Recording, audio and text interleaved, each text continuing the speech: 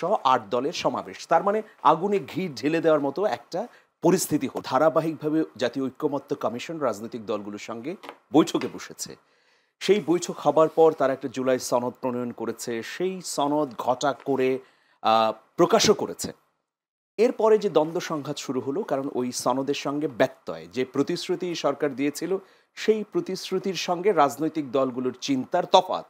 এখন আমরা কি দেখতে পাচ্ছি যে বিএনপির পক্ষ থেকেও এটা বলা হয়েছে যে জামাতের আহ্বানে তারা বসবে না।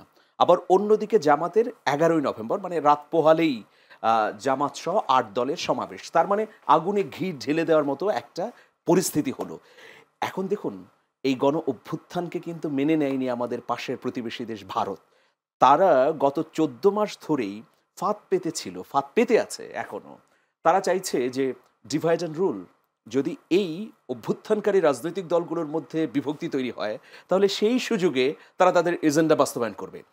তারা নির্বাচনের টাইমলাইন ঘোষণার আগে খুব দৃঢ়তার সঙ্গে বলেছে, মানে ভারতের পররাষ্ট্র মন্ত্রণালয়, যে বাংলাদেশের নির্বাচিত সরকার এলে সম্পর্ক উষ্ণতায় নিয়ে যাবে। এবং আরেকটি কথা বলেছে যে দ্রুততম সময়ের মধ্যে যেন ডক্টর মোহাম্মদ ইউনূসের সরকার নির্বাচনের তারিখ ঘোষণা করে। কিন্তু অবাক এবং বিস্ময়কর ব্যাপার হচ্ছে, নির্বাচনের ডেডলাইন ঘোষণার পর কোনো ধরনের স্বাগত জানায়নি ভারতের পররাষ্ট্র দফতর। এটা একটা অবাক ব্যাপার। তাহলে এখন কোন এজেন্ডা নিয়ে বা কোন চিন্তায় তারা বসে আছে যে একটা অস্থিতিশীল পরিবেশ তৈরি হোক, যার মধ্য দিয়ে নির্বাচন বানচাল হয়ে যাক, নতুন আরেকটি পরিস্থিতি এলে এখানে আওয়ামী লীগের পুনর্বাসন সহজ হবে। এই রকম প্রেক্ষাপটে রাজনৈতিক দলগুলো যদি পরস্পর বিভক্ত হয়ে ছেলে মানুষই বা আবেগী কর্মকাণ্ড করে, তাহলে সেটা খুবই দুঃখজনক। এখন তাহলে কি করতে হবে? অন্তর্বর্তী সরকার ৩রা নভেম্বর ঘোষণা দিয়েছিল যে রাজনৈতিক দলগুলো যদি এই সংকটের সমাধান না করতে পারে, তাহলে তারা সিদ্ধান্ত নেবে। এখন দ্রুততম সময়ের মধ্যে তাদেরকে সিদ্ধান্ত জানিয়ে দেওয়া উচিত যে আমরা এভাবে জুলাই সনদ বাস্তবায়ন করব, এই সময়ে গণভোট হবে এবং আমরা ফেব্রুয়ারির এই তারিখে নির্বাচন করব।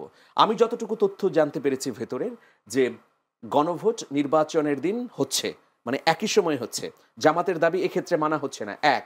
2 নাম্বার হচ্ছে নোট অফ ডিসেন্ট থাকছে না, মানে বিএনপির দাবি মানা হচ্ছে না। আর এই নভেম্বরের শেষ দিকে বা 20 তারিখের মধ্যে জুলাই সনদ সাংবিধানিক আদেশের মধ্য দিয়ে জারি করবে সরকার। তবে একটা বিষয় আলোচনা হচ্ছে যে প্রধান বিচারপতি যেমন রেফারেন্ডাম দিয়েছিলেন এই অন্তর্বর্তী সরকারের, ঠিক একইভাবে সরকারের কোনো কোনো উপদেষ্টা বা বিশেষজ্ঞরা চাইছেন যে সরকার এখন প্রধান বিচারপতির কাছে এই বিষয়ে একটা মতামত চাক গণভোট জুলাই সনদের বিষয়ে। তাহলে যদি প্রধান বিচারপতি একটা মতামত দেন, তাহলে সেটাকে অস্বীকার করা বা না মেনে নেওয়ার আর কোনো কারণ থাকবে না রাজনৈতিক দলগুলোর কাছে।